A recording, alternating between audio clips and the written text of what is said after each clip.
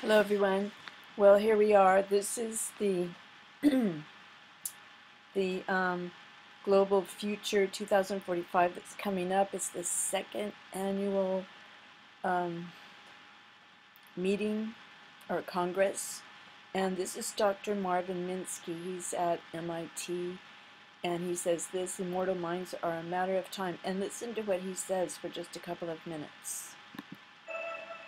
Marvin Minsky, MIT,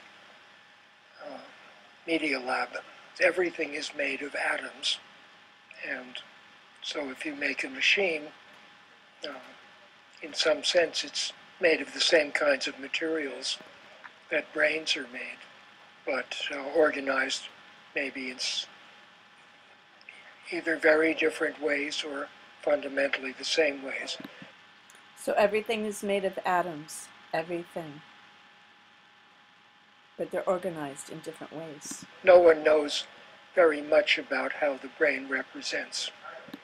Okay, no one knows. They don't know about the brain, but here they are, they're going to try to build one.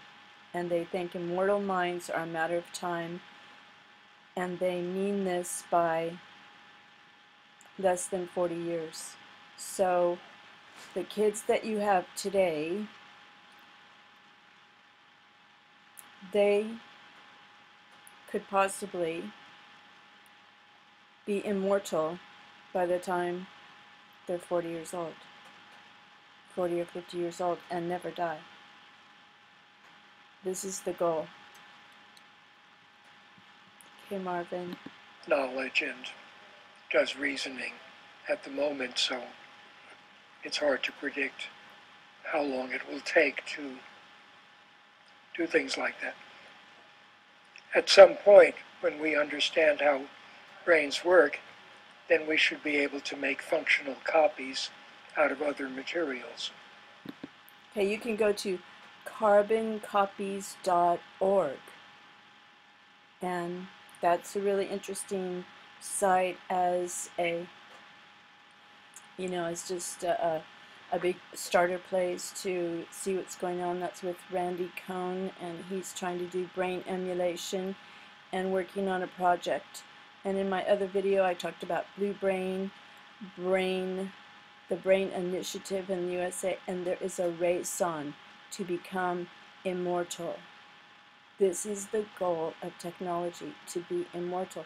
But what I don't get is, they want to create this wonderful world where no one ever dies, but what about all these weapons that they're creating that can disintegrate people or just indiscriminately destroy someone who is a beautiful human being with a complete, full, beautiful body, beautiful brain, eyes, teeth, hearing, legs, arms, perfect children, and they're droned into a million bits. I don't understand this. So it doesn't quite match up with what's going on. So I think some people will make it according to in this paradigm, or some won't. I don't think Marvin is going to make it to 2045. I wonder how he feels about that. Maybe he's going to be frozen, because a lot of people are being frozen now because they're going to bring them back. So I don't know what his views are on that. Okay, Marvin. And so if you're going to copy the organization of a particular human mind, maybe you should make a dozen of them. And there's no particular limit on how many copies to make and how the future society will treat them. It's very hard to predict what will happen. There's a whole industry called science fiction of people who have written ideas about what the future of minds might be. Many of them were friends of mine, Isaac Asimov and Frederick Pohl and Arthur Clarke, and I was born too late to know H.G. Wells and Jules Verne, but... So, H.G. Wells was a eugenicist, and so a lot of these other people are too. But anyway, so this is what Dr. Marvin Minsky has to say at this particular time. This is in February, and now it's June, and here is the Congress. So it's 15th and 16th, and this is the home page where you can see what they're going to do. And you can go. Tickets are $1,000. Here they are. $900 or $1,000.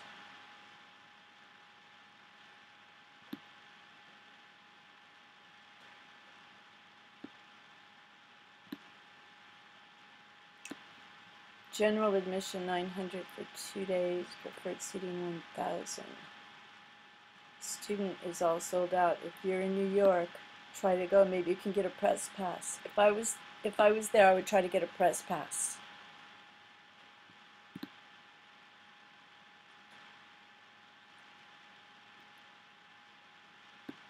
So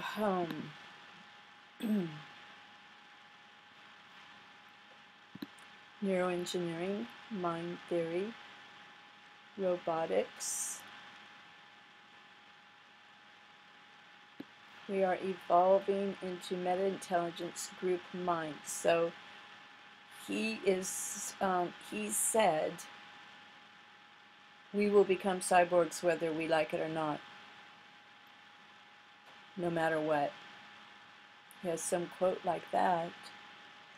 Ray Kurzweil, Immortality by 2045. He's a genius, but where does he get his information from? Information and knowledge is circulating around the world in invisible forms. I think it was Benjamin Franklin, and he said that he used to take ideas out of the air, and they're there for everyone, and that's how we have progressed. Dr. George Church, he's the one who wants to recreate a Neanderthal. So this is really great for some people who have problems, you know, like they lost an arm or a leg or an eye, and that is so great because they can have some mobility or senses back. But do you know that some people are opting for elective amputations? They want to have robotic or cyborg limbs because they're faster and better. And that is an interesting mindset. So here's the program. If you go, this is what you can learn about on the path to new evolutionary strategy, the transformation of humankind. Extreme paradigm shifts are ahead of us, and maybe it was Marvin Minsky, and he said, if Anders Sandberg, he said, if there's a sudden singularity that could throw everyone off, you know, they don't expect it, and then suddenly in artificial intelligence reaches the moment that it's parallel to to the human mind, and then it surpasses, and then we become slaves of the robots. Okay, on the cosmic perspective of mind, human nature, anthropological crises in the global future, self-directed evolution into an immortal planetary meta-intelligence. Coffee break. That sounds nice. The future of life supported by robotic avatars. That's when you can upload your mind into a robot. I think that's what that means. Roundtable on life extension of the brain in a full body prosthesis with biological blood substitutes and brain-computer interfaces with optional neural prostheses. Huh. This is it. Kids should know about this. Facing the future, the goal of technology is the end of death.